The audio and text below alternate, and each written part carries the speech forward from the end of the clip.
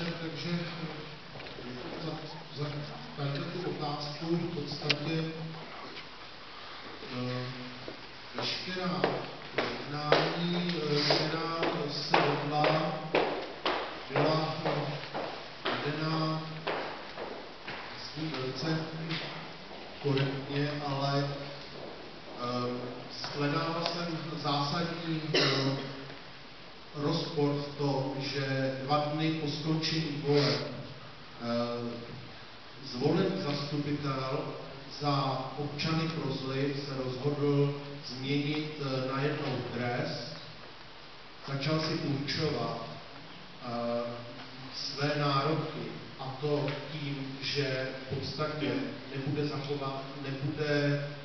standardním zastupitelem, ale má nominaci v podstatě do Rady města.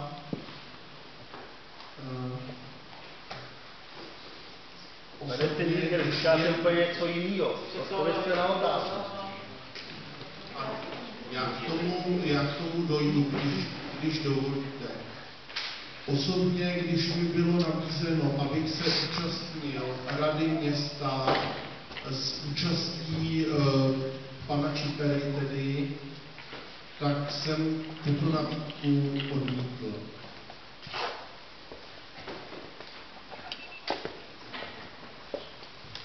Tomu, co se stalo včera večer, byla to pro mě nečekaná situace. Ale mám-li vážit na lékárnických vahách v podstatě a na levou stranu si mám dát korektně zvoleného zastupitele s určitým programem, za další, ještě v této souvislosti bych chtěl podotknout, že zde je sice tedy říkáno, že prostě KSČM, ale vždyť jsou to komunisti. Tato strana nikdo jim byla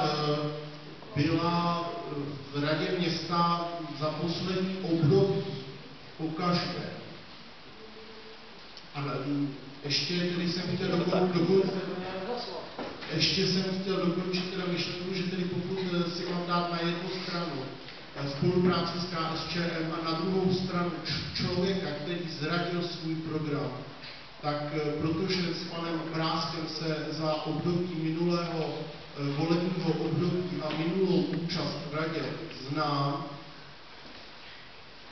rozhodl jsem se na základě této čerstvé situace pro pana Mrázka. Je to plně má odpovědnost, není to odpovědnost jako za v podstatě stranu KDU, znám její v podstatě heslo, v podstatě asi to není rozumné, ale jednal jsem v aktuální situaci. Víc nemohu k tomu jako dodat. Já bych teda ráda dodala. Já bych chtěla říct, myslím si, že je to velmi důležité, že my jsme volili pana Mrázka jako osobu a ne jako zástupce komunistické strany.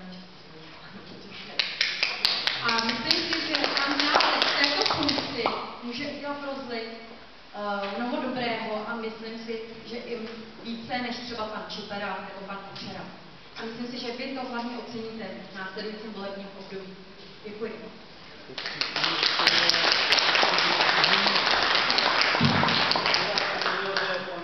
Členem KSČM. Není to člověk nezávislý zvolený. Ale myslím si, že tady hlavně v menších městech jde o lidi a ne o strany. A myslím si, že jde o spolupráci mezi těmi konkrétními lidmi. Takže to vysvětluje a nám se s panem Mrázkem nejlépe, nejseriózně jednalo. My jsme nejdřív začali jednat s vámi a s KDU. Bohužel se s vámi dobře nejednalo. Den před volbami se vám dobře jednalo, den před volbami.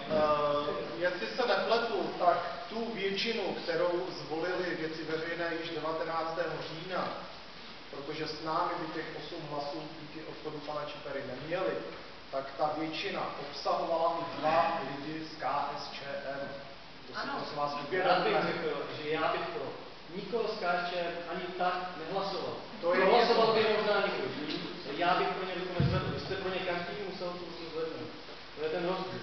Měli jste 14 členů na tomto stanovisku. Tak vy jste byl ten jeden. Takže když tak dovolíte, předám slovo panu Mrázkovi, co to můžu. Ano, jsem členem KSČM a nestydím se za to. Nikdy jsem se za to nestyděl. Já jsem nikomu v životě neublížil, nikoho jsem neperzekuoval, samozřejmě se spoustou věcí jsem nesouhlasil. Nemůžu za to, co se dělo v 50. letech, kdy jsem nebyl na světě, co mi tady můžete vyčítat. Bohužel situace vznikla po volbách taková, že, a všichni to ví, kdo se toho jednání účastnil, jaká byla, nebudu tady dnešního dne jitřit, že jsem dospěl k názoru podpořit tuto variantu, jaká dneska byla odsouhlasená. Vždycky jsem se snažil dělat pro město a pro občany, co šlo. Nikomu